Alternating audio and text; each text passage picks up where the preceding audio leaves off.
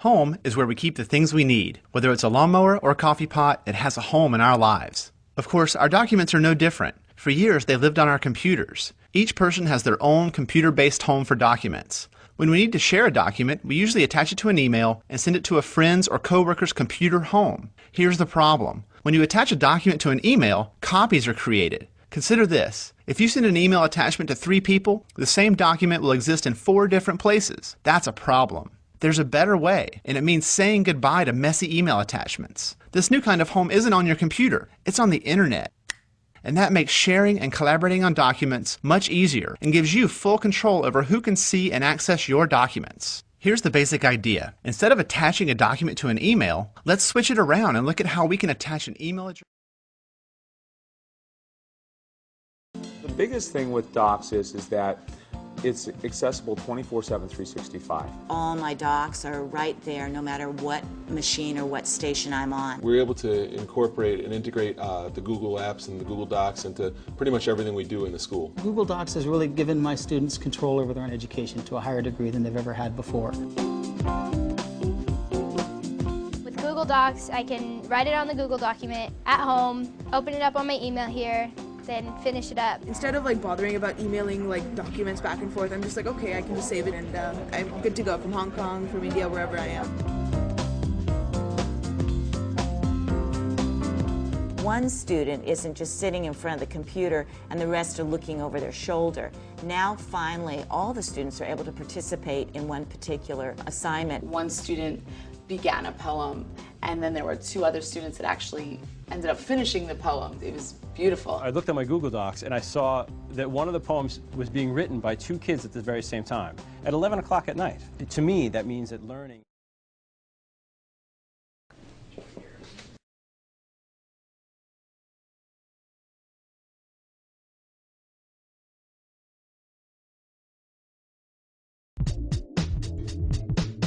We'll work on a major writing piece in class and we'll go through the writing process, brainstorm, draft, revise, edit, publish, and all that is done on one Google document. As a teacher, that gives me the opportunity to see which students are doing the lion's share of the work. You want to be able to see the growth in the student writing, and do they really take the comments that are on the page from the teacher and then apply those back into the work. I always tell my students that my idea is perfect until somebody else reads it. And when I interact with somebody else with my idea, the idea becomes better.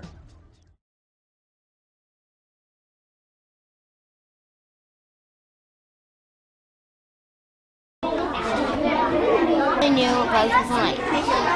It makes sense. Okay, so basically what you're saying is encyclopedia thought, you think that's what thinking. Yeah, okay. What's the next one? What part of your writing? I don't give a favorite part because, you can't have a favorite part in this. I don't know, but I like it all. You did a really good job. Is there anything in this that confused you? Nothing confused me besides that part when I was reading it, but yeah, I understand. It makes sense to you now. What grade would you assign this paper? I would assign this paper I would grade it an A. Okay. Well, now that we have a grade, maybe we should go back through it again. Because it's still not, because this time is still not up, so let's go back over again. Okay, so The Case of Earthenware Pig by Donald J. Sweet explains it's still graded an A, but if I was to go through the what errors do you notice, I don't think is that spelled right? Because I don't think that's spelled right. Because I looked in the book and it said that. Okay.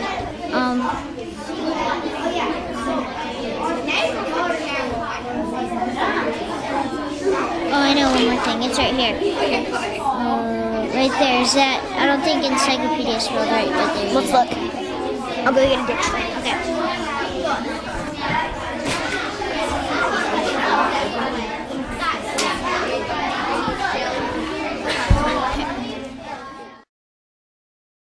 An adjective. Flee is a verb. And powerful is an adjective. Exactly. But powerful is not really a quality one. It's more just a regular adjective. But that's what I put. I put powerful for a quality adjective. But it's not really like. Well, because it's I think it's quality because like everybody like a shock is powerful or something like kids would say like Power Rangers, powerful. Yeah, but like you could have looked up powerful in a thesaurus and looked for like a better quality adjective that still means the same thing. And then I don't think really Hungary's like an ly word. I think Hungary is because Hungary is like Hungary hunts. So while it's hunting, it's hungry. Yeah, but even though it ends up in ly, it doesn't mean it's an adverb. Just let me go get my word ball so I can check. Okay, so now that I have shown some different ways to use the peer review process, such as Google Docs and the traditional paper-pencil method, I want to review some of the effective components of a peer review in the classroom. The first component of an effective classroom using peer review is that teachers have educated the students on proper peer review tactics. The students know what is expected of them whenever they exchange papers with one another, and they know how to effectively review one another's work. Culture and trust has been facilitated in the classroom. The teacher has worked to develop a culture in the room where trust is prominent and students feel comfortable with one another. The next component is that peer review is frequently implemented. This peer review process is something that is not new to the students, and they are frequently doing it with many of their writing assignments. The next aspect is that there are regular changes in the student review team. So students are regularly changing with one another whose papers they're reviewing, and they are getting different types of feedback from different people. The most important process, in my opinion, is that student feedback is driving the process. So if students are telling their teacher that something is not working for them in the peer review process, the teacher is listening to that, and their feedback is helping to drive the process. Collaboration is prominent and key in this process. So, what do students learn from each other in the peer review process? There are several things. These are just some of the most important that I believe. They are learning spelling from one another, helping to correct one another's spelling. They are learning proper formatting techniques from one another about how to properly format their papers. They are learning effective word choice from one another. They are learning proper direction to take in their writing with one another. They are editing and repairing their works before it makes it to the teacher. They're learning to trust one another with their writing and with their thoughts. They are learning how to share their work with one another. And finally, they are learning teamwork.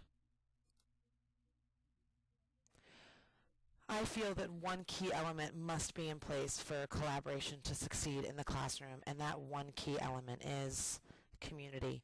You must have a community developed in your classroom to effectively have the peer review process work in your room.